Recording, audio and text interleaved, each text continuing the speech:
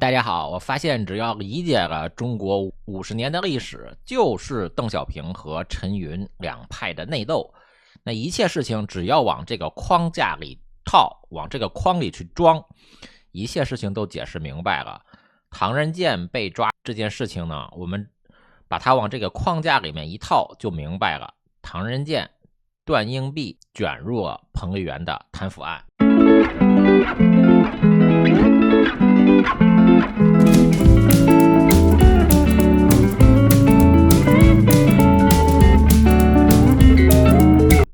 首先，唐人健是正部级，那中国一共才几个正部级啊？那大概300个，还有好多是假的正部级，就是人大呀、政协的正部级、2线的正部级。那真正1线的正部级，也就是100个左右，31个省委书记、省长，再加上国务院的部长，大概30个左右呢。这100个正部级呢，那是权力的核心，总书记、总理来决定人选。有人说唐人健是刘贺的人，唐人健的确是和刘贺是一个派系的，没错，都是朱镕基和习近平的马仔。唐人健也曾经是刘贺的下属，但是刘贺不过是一个副总理，连政治局常委都不是，什么时候轮到他来决定正部级的人选了？就连政治局常委也很难决定正部级的人选。你就说现在中国的省委书记、省长中有几个是栗战书的人？栗战书可是习近平的铁杆亲信、人大委员长，这都没有个2、3个人就到头了。这1线的100个正部级呢，有70个到80个左右，要由习近平来决定，朱镕基来决定，彭丽媛来决定。那胡锦涛和温家宝能抢到20个就已经不错了。总书记和总理才能决定正部级的人选，这应该是常识吧？刘贺一个小马仔，轮不到他来决定正部级的人选。那很多事情要从常识去理解，不能反常识。中共这个黑帮里面，在习近平派系里面，到底习近平是老大还是刘贺是老大？那答案很明显，习近平说了算，刘贺就是一个马仔，高级打工仔而已。习近平那么小心眼儿，正部级这个核心岗位怎么可能是刘贺做主呢？那必须是习近平、习包子亲自指挥、亲自部署。那当然了，唐人健长期作为刘贺的下属，刘贺的意见也很重要，但是最后拍板决定是习近平、朱镕基拍板决定的。那由于唐人健身上刘贺的痕迹太重，大外宣已经很难洗地，很难欺骗大家。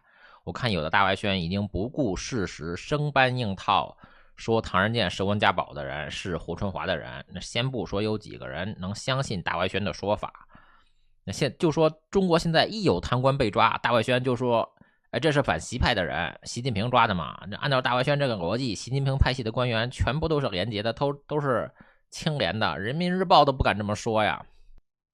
现在如果有新闻说大外宣这个教主在美国秘密加入了中共，我都不会感到吃惊的。如果有这样的新闻的话，唐人健是朱镕基的马仔，中国第1任中央农村小组的组长就是朱镕基，第2任农村小组的组长是朱镕基的马仔江春云。唐人健就是那个时候加入中农办的，第1任中农办的主任就是段英弼，第1任中央农村小组的小组长是朱镕基，93年到94年。第2任中央农村小组的小组长是朱镕基的马仔江春云，94年到98年。江春云因为涉嫌腐败，已经被朱镕基和习近平下令自我了断。因为江春云的死亡时间和金仁庆、张玉军几乎是同一天，江春云死亡日期是2021年8月28日，金仁庆在同一天死亡，张玉军死亡日期是2021年8月29日，在江春云、金仁庆死后第2天死亡，几乎为同一天。朱镕基担任第1任中央农村小组的小组长的同时呢，把段英弼任命为第1任中农办主任。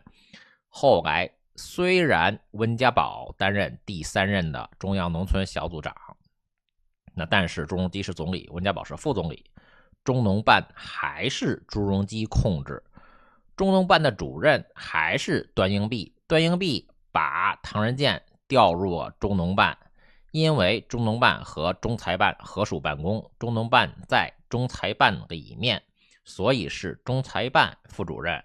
那唐人健是1998年9月被段英弼从农业部调入了中财办的，那实际上是调入了中农办。那中央农村小组的小组长是温家宝，但是中农办主任却是朱镕基的马仔段英弼。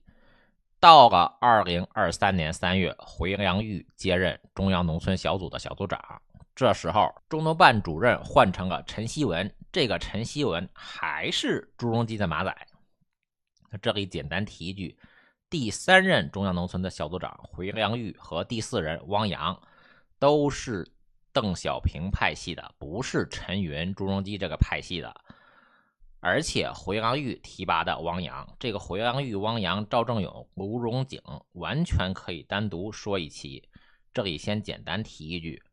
那所以温家宝骂陈云的马仔，反对民主改革，支持习近平终身连任的朱镕基是寡廉鲜耻，退而不休。2021年7月，已经退休8年的蔡锷生被指涉嫌严重违纪违法，接受中纪委和国家监委的纪律审查、监察调查。那2022年1月，蔡锷生被开除党籍，移送司法机关。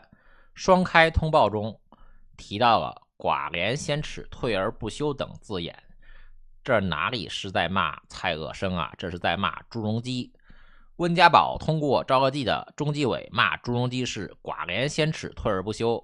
那蔡锷生受贿5亿被判死缓，蔡锷生受贿5亿都是为了给朱镕基买官，给朱镕基行贿。朱镕基就是一个大贪腐分子。朱镕基担任总理期间呢，朱镕基提拔蔡锷生担任中国人民银行行长助理、党委委员。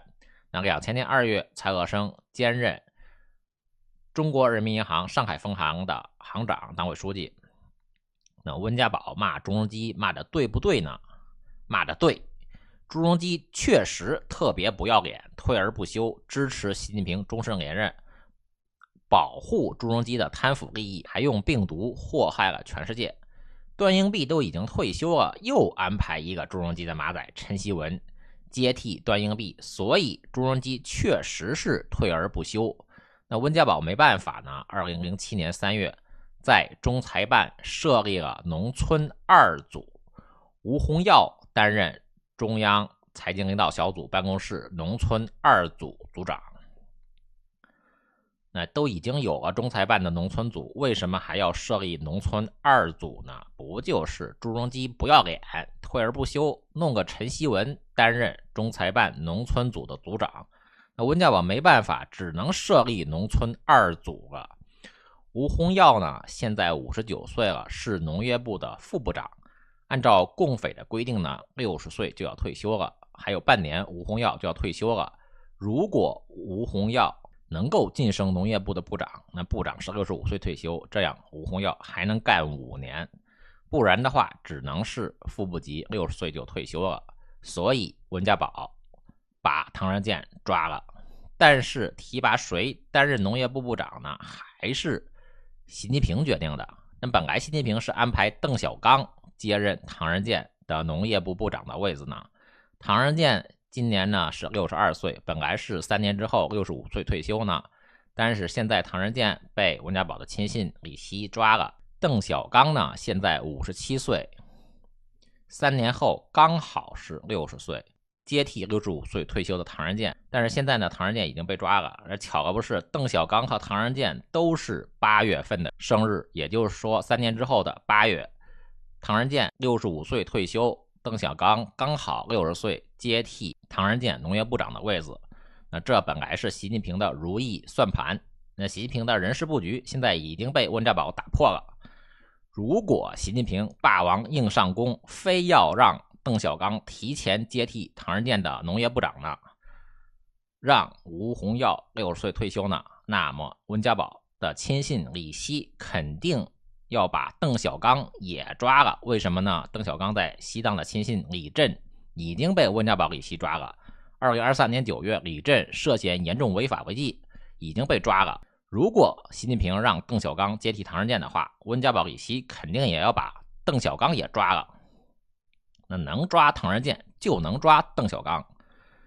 那么邓小刚为什么是朱镕基的马仔呢？我简单讲一下邓小刚的背景。首先，邓小刚是朱镕基和朱镕基的马仔吴王国的湖南老乡。其次呢，朱镕基的大弟子担任北京市长的时候呢，提拔邓小刚，把邓小刚从丰台的副区长提拔成通州区长。那么邓小刚是不是就是温家宝大弟子的人呢？这个答案不全面，有失偏颇。那只看到副部级或正局级呢，就会得出唐人健是刘贺提拔的，那类似错误的答案，也不能说完全错误啊，就是不准确。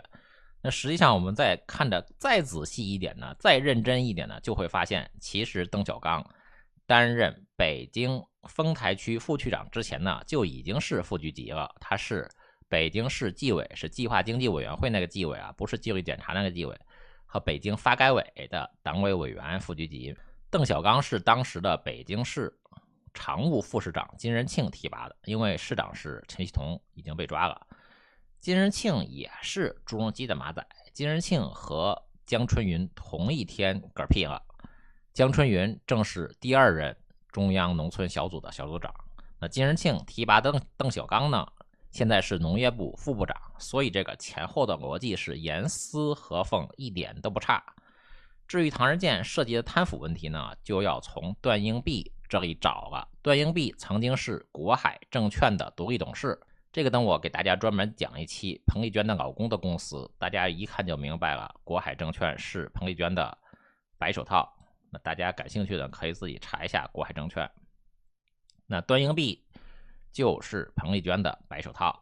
段英弼、唐人健的贪腐问题远远不止这些，还有天狮集团的彭丹，还有那个那英，就是唱歌的那个那英。那有传闻说彭丽媛曾经短暂的时间在香港，香港明星都看不上这位山东出身的大大咧咧的大姐，只有彭丹因为也是中国出身的演员，和彭丽媛投缘，很照顾彭丽媛，两人成了好朋友。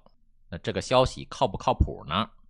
彭丹是2005年担任全国青联第10届委员会委员，而彭丽媛也是在同一年2005年成为全国青联的副主席。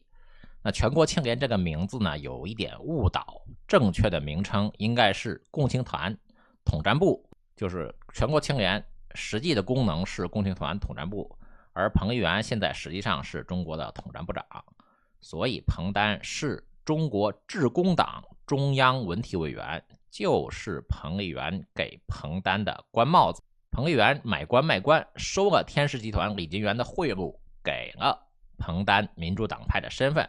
那这个致公党，我再给大家说一个，大家就明白了。2021年5月，许宗衡受贿被判处死缓，然后涉及贪腐的严小培半年之后，2011年12月居然被提拔为致公党，还是致公党啊，中央专职副主席。那彭丹和严小培都是彭丽媛提拔的。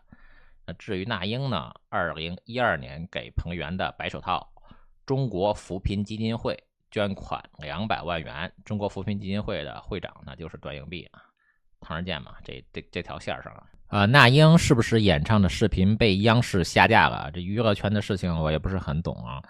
那英也是卷入了唐人健和段英弼的贪腐案，按理说应该是涉案不深，就是配合调查吧。而且那英有彭丽媛这个后台，应该没事吧？好的，谢谢大家。